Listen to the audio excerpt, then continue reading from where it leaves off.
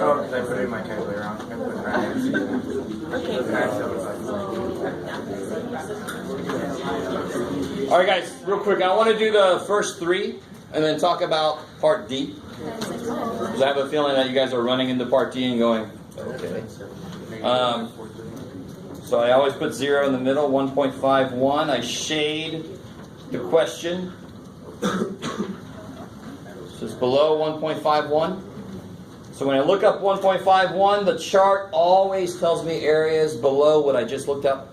So if the question is about below, the chart's about below, I just look up the number, I'm done. I don't have to do any adjustment. So if I look up 1.51, 1.5, and be careful when you look at this, it's 1.50, 1.51, so 0.9345, I like it. So I saw that number all over the place. Some people weren't sure whether or not to subtract it, but no, you don't. 9345. So is that cool? So the chart is incredibly single-minded. You look up a z-score, it'll tell you the area below that z-score. Whatever you just looked up, that's the area below. So that if you want the area above, that's when you have to adjust. So part B, shit, I want the area above. So I shade that in. So I know the answer's got to be more than 50%. So that's a quick check again. So when I look up negative 0.44, what do you get? Yeah, 0.3300. So that's right here. The minute you look something up, you should put it on the chart. You should put it on your picture. So you know you're not done. So the people that don't make a picture won't know they're not done. So what's the actual answer then? 0.6700. Yeah, 1 minus 0.33, so 0.67. Let me stop there. How are we doing? All right. All right. I love it. If something's easy, you guys are always like, all right, it's going to get worse. I know it's going to get worse. Just enjoy it while it's okay. So, negative 3.21, 1.98. When I look up, so here's the area I want between those. When I look up 1.98, that's too much. When I look up negative 3.21, that's exactly how much too much. So then I subtract. So the picture helps you remember what to do with those. So what do you get when you look up 1.98? 0.9761. 9761? And when you look up negative 3.21? 0.0007. All right, I like it. So 1/10 of James Bond. So then how do I get the area in the middle? Subtract. So 0.9761 minus 0.0007 equals 0.54. I like it. Real quick, do you notice how I'm being really nice to myself? Z-scores down here, areas up here. Because they're so evil. If you round this to 0.98, doesn't that look like a z-score? 0.98. It could be a z-score. Oh shit. So you put areas up here, z-scores down there so you don't forget what they are. This is all suggestions, but they're really good suggestions. So here's the freaky one. First off, you got to remember what the hell that means.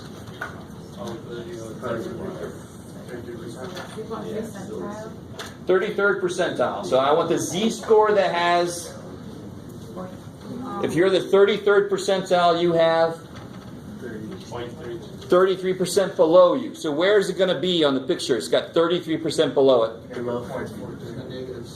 Beautiful. Below the mean, right?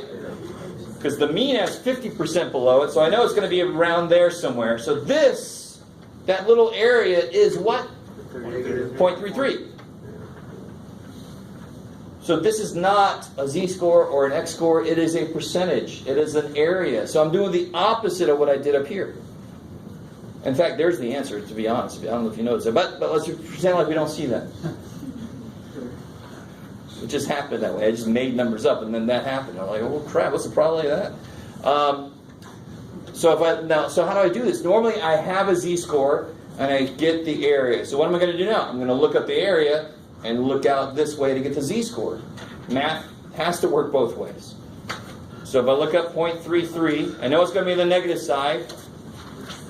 0.33, I get it exactly. If there isn't an exact one, you just take the one that's closest. So 0.33, if I look out, what z-score is that? Negative 0.44. So that is the z-score that has 33% of the whole area below it. That's what that means. So negative point, where'd it go? Negative 0.44.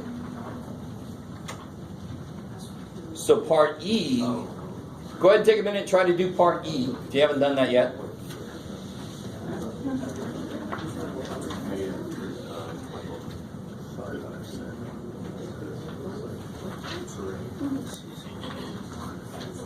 So then, it'd be 1.64. Positive one.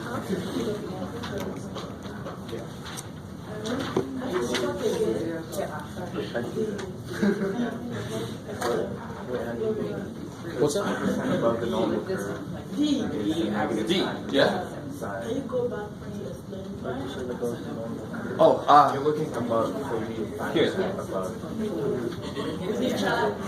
So only 5% of that is looking to the opposite. So all I did was look at the negative 5%. Alright, let's do this. We'll do this one, and then I'll do another one like it. Okay. I'll do another one like this one. I got one. Alright, guys. You got the answer? You're stretching. 1.645. Where is this z-score at? The bottom of the negative side. It's got 5% above it. So the mean has 50% above it. Shit, so I can't be down this way. Where am I? I must be way up here. Do you guys see why that's true? Because now this little bit is how much? 5%. 5%. 0.05. Does the chart understand that area? The chart only understands areas that are where? What's the chart all about? Areas that are where? Below. I love it. So I don't want to look up 0.05. I want to look up what? 0.95. You guys with me? I'm not changing the question because the z-score that has 5% above it is the same z-score that has 95% below it. And I have to do that because the chart only understands areas below. That's how it's built. So if I look up in the chart, how close can I get to 0.95? And you'll notice something. You see this? Whoop. It's exactly between these two. What's this one? This is 1.64. And this is 1.65. Let me stop right there. You guys cool with how I got here? Yeah. It's going to take a little getting used to. What's the area that I'm trying to find right now? What's the area I'm trying to find? I'm trying to find 95%. Is everybody cool with that number, where it came from? If you're not, there's at least 10 other people who feel the same way, so speak up. You got to trust me. It's not just you. How we doing? You guys know where that 95 came from and why I did it? All right, I'm going to have to take that as yes. Okay. So if you understand that, I'm trying to find an area of 0.95. Where are the areas in this chart? In the middle. So the closest I can get to 0.95 is right here. And in fact, I could do better than either one of these. I just follow this down. And it says, oh, it's in between 1.64 and 1.65, so it's 1.645. It's crazy. And the reason, there are a few other places that happens that they don't have little asterisks for, but that is a very commonly used z-score, as is this one. So those are kind of two special cases. So what z-score has 5% above it? The z-score of 1.645. That one's got 5% above it because it's got 95% below it. Let's do another one like that. Let's do one that's not so nice. So what have I said? I want to find the z-score that is, my God, what language is that? The z-score that is represented by P82. So what's P82 mean? 82nd percentile. I like it. So where would the z-score be?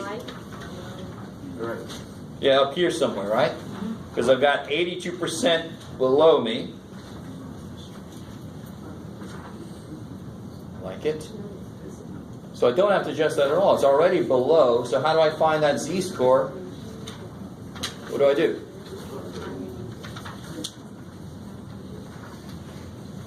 I don't know, Jeff. Just hope. 0.9. Make something up. Yeah. You look up 0.82 and it's an area, so I got to look at it up here. Because you see what I mean by that looks like a z-score. I could very easily just go, I'm going to look at 0.82 and there's the... No. It's not a z-score. I don't know the z-score. 82% is an area. So you want to look at it in here.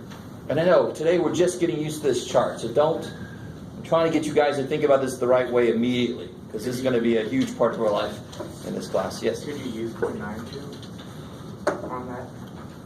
0.92? Because 0.92 is 0.8212. Oh, okay, let me catch up to you. Ready? So 0.82, what's the closest I can get to 0.82? It's one of these two, right? 4992. Do you see, if I say this, do you understand what I mean? That's 12 away. And that is 14 away. Does anyone understand what I mean when I say it? 0.82, 12. So that's like 12 away from 82. But that's 14 away from 82. So who's closer? 12. That one. Now, if you average the two of them, I'm cool with that too. That's fine. That's beautiful. But I'm telling you right now, you don't have to. Just take the one that's closest. So the closer one is this one. What z-score is that? 0.92. So what z-score is in the 82nd percentile? 0.92 is in the 82nd percentile. So you would accept 0.925? I would accept 0.915, I think, right? Wasn't it that way? Yeah. 0.91 and 92. So I would accept 0.915 if you want to average those two together. Cool. Do you have to do that? No. My stats class, we had to actually set up a linear equation between the two, and oh shit, let me stop there. I'm not going to make you do that because, all right. Because nowadays, I don't know if anybody in here, I always see somebody who takes my stats class who had something, who took it before, and then, well, my teacher let us push buttons in the cup. I'm like, well, that ain't your teacher no more, is it? So if you know how to push the buttons and make the numbers come out, that's great. You know how to check yourself. You got to use your freaking chart. Nah. And I have reasons for it, right? The more you use the chart, the more of a feel you get for where the numbers are coming from. And you get a feel for how they kind of change as you look through it. When you use the calculator, you don't get a feel for anything. So there's a method to my madness. Believe me or not. Okay. So here, try the first three of these.